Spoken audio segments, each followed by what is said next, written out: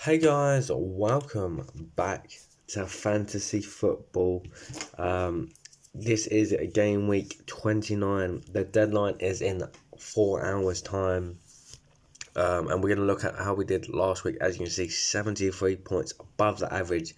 Very nicely performed.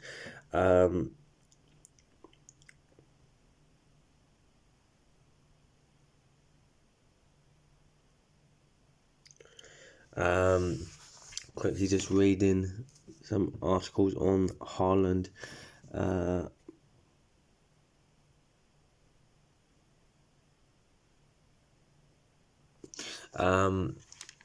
yeah, let's look at transfers in and out. Most transfers in is Etta TK, Virgil van Dijk, Semenyo Wilson, and Bruno Fernandes.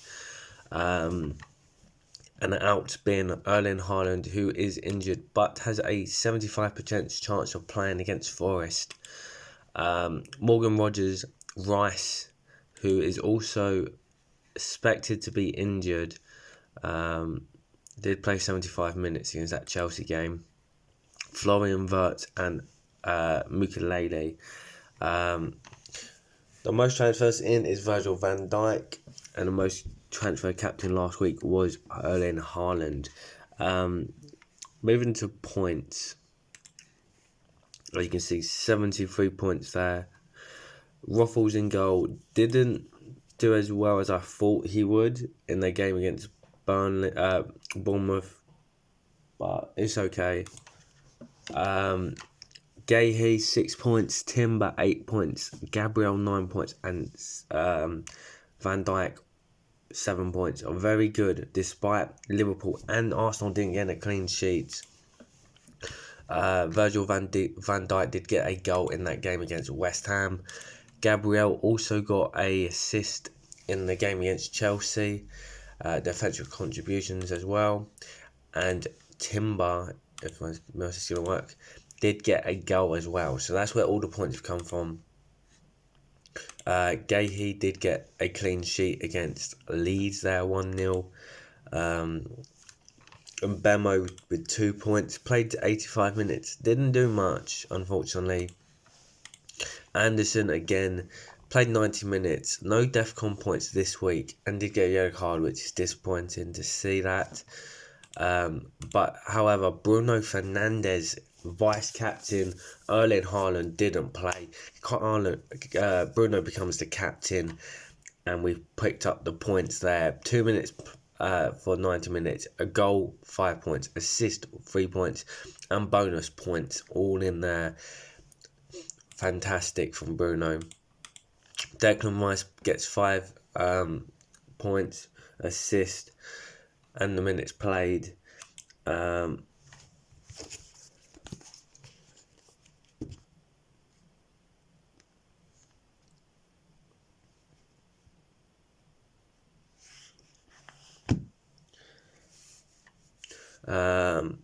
Right, Enzo Fernandez 1 point as he comes in for the substitute of Erling Haaland.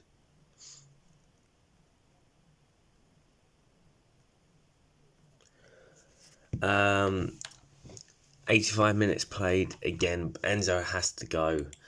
Thiago 6 points in a classic game against Burnley, which I expected he should have scored more, but he did get his goal, so we can't be too judgmental in there. On the bench, the Bradford 0, Erling Haaland didn't play at all. Groupie Jr. 2 points. Mukiele 0 as well, as he's still injured.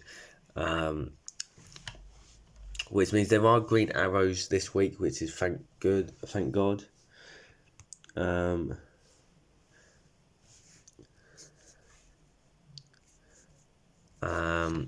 So in the my league, Noah's still at the top with 161 points. Zach closing the gap to 1599, so he's 12 points behind Noah there. Paul not so far off, and then there is a massive gap from 4th and below. We did go up above Jamie by 1 point. which was nice. But yeah, 6 points behind Manish, and then a little bit long. Well, that's 12 points. Then you're looking about 30 points or so to 5th. So it is doable in the last couple of weeks, but we just need to make sure we get the right decisions being made.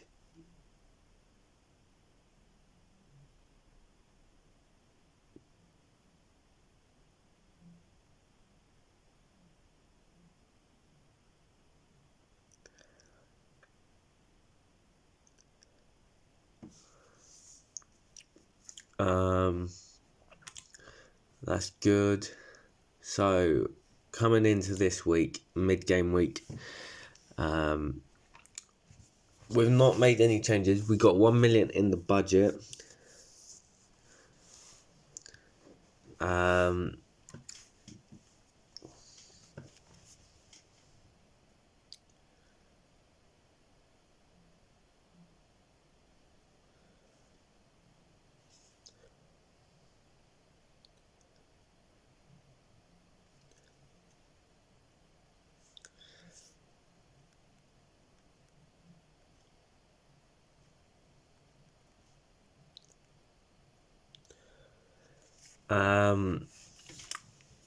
Obviously, depending on Haaland, I don't want to get rid of him because if he does play, that's 2 good fixtures. Enzo has to go, but I'm not doing it yet. And if I can hold off for a week or so, I wouldn't mind getting rid of Gahey. Because if I get rid of Gahey, I can go to this young defender in a Bournemouth Hill, cheaper than Senesi, plays 90 minutes, which means then you have 8.3 million, and I can go and get Semenyo with these 0.1 in the budget. Now, obviously, I don't want to do it this week because I don't want to take minus points, so it is a bit of a risk that obviously Semenyo does well again, and goes a price increase, and so does Hill. So my thoughts are, we wait for the game week to confirm, and then obviously the team's locked in. Then I make my 2 free transfers for next week, which would be these 2 transfers, which means that would be the midfield 5 that we send out every week. Most likely it would be a 3 at the back with 2 Arsenal and Van Dijk. Obviously, when Mukiele comes in, he has options to help us. And then you have the 2 up front, which would be a very deadly team. Obviously, there are a couple of things, though, such as the Arsenal blank in 31 and the Man City blank in 31. But I'm more likely going to free hit in that game week rather than use transfers and then have to transfer players back out and stuff. So yeah, that's my thought process behind it. That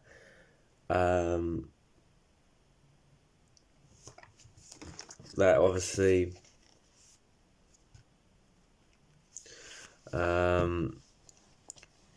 we don't make it yet. Once the game week's confirmed, the game deadline for this week's confirmed, done, then we make those changes. Reset. So for this week,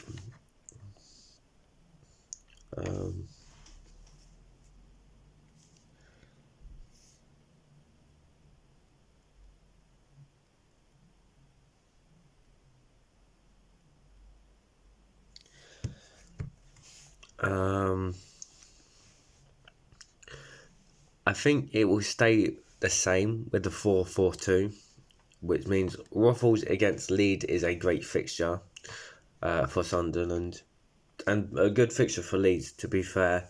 But I think there's a better fixture than the Bravka against Everton. Wolves against Liverpool is a good fixture.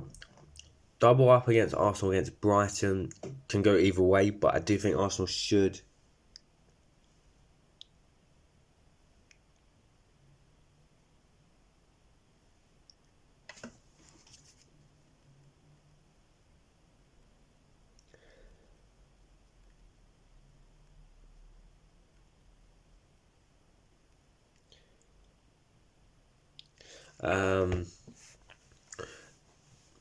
Forest against Man City should be a clean sheet for Gahey there. Rice, obviously, if he doesn't play, I'm happy.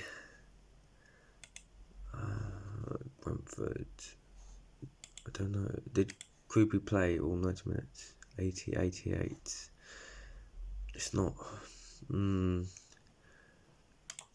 leave Bruno, Enzo in case either of them don't play.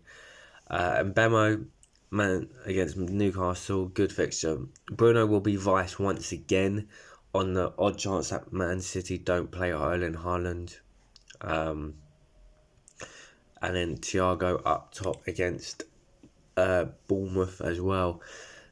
So that is the lineup for this week. All dependent on injuries for Rice and Haaland. Yeah, so Arsenal play tomorrow. So hopefully we should have confirmation on that. Man City also play tomorrow. So tonight would be Brentford against Bournemouth, Burnley versus Everton, Leeds against Sunderland, and Wolves against Liverpool. So Van Dijk, Ruffles, and Thiago will be playing today. So hopefully we can get some points there. But that is going to be our game week 29 wildcard. Only 8 more game weeks to go after this. Well, no, 9. Well, yeah, 8 weeks, because it'll be 29, 30 next week. 8 weeks to go on the Premier League season. Can we get a late comeback? Can we see who's going to win the league? We know those last couple of weeks get tense. People make mistakes. You get big hauls. The problem is, obviously, a lot of teams do become similar. So it does actually become reliant on who you captain, your differentials and stuff like that. But I think we can definitely get some points with this team. So make sure you like, subscribe, and comment down below. Let me know who you're captain for this week. Have you made any changes? And I'll see you next week. Goodbye.